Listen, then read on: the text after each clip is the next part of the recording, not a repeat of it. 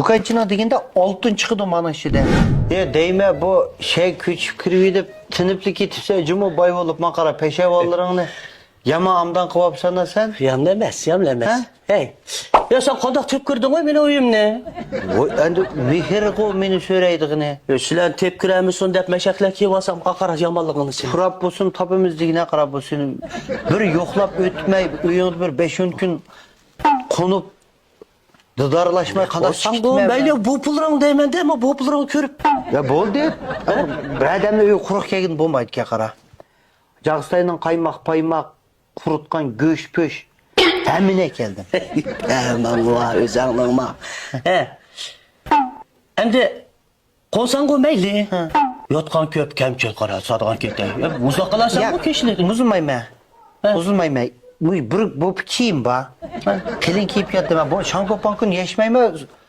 Belki soğuma emez ko. Soku evet bakara. Uzunmayma. Ya yengen çok yamalap kit bir dediğine. Öyle tok yok de. Kalarımız ketmeydi bizge. Ya koşnadaki ilişkiler sınırlar tatımız kolum eplik. Enin kendim bomba kası tokunu üçe geçil yattığımız biz şam bakıp şikal şam bak geldim ben. Şeymen go badeyli. Ha şam. Ya su yok su. Oy bir işkiçilik sunu ma hoşnan uydu açık saklı bolduğu kırkıttan tat üzemcük. Ey sadım. Saran bomğuna sen. Ya bu sana bir amal yok mu nime? Hadi ne görmemişim ben? Hey bakara. Meyli, onda kosuğu meyli, bunda kosuğu meyli. Bu tamaklı kanaklarımız işker kişi makon. Tamak ne? Oy gül çıkırıp etmemdik ne tamak. Kanak gül çıkarıyorsun. Tokta mene. Şunu güzelliğini bilip ma Ne o? ma kurumbak degen şirketinin kara. Bana ma korda kıldıgan tetit kosiye. Ma şorup kıldıgan tetit kosiye.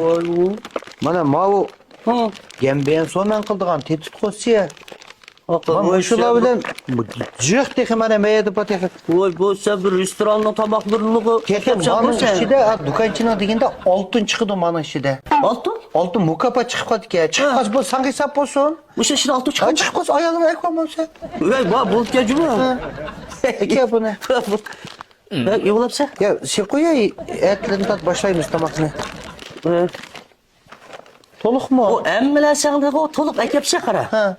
Bak bir lan sen ekemep sende. Ne mi kam degene hazır ekilmi? Nupusun ne?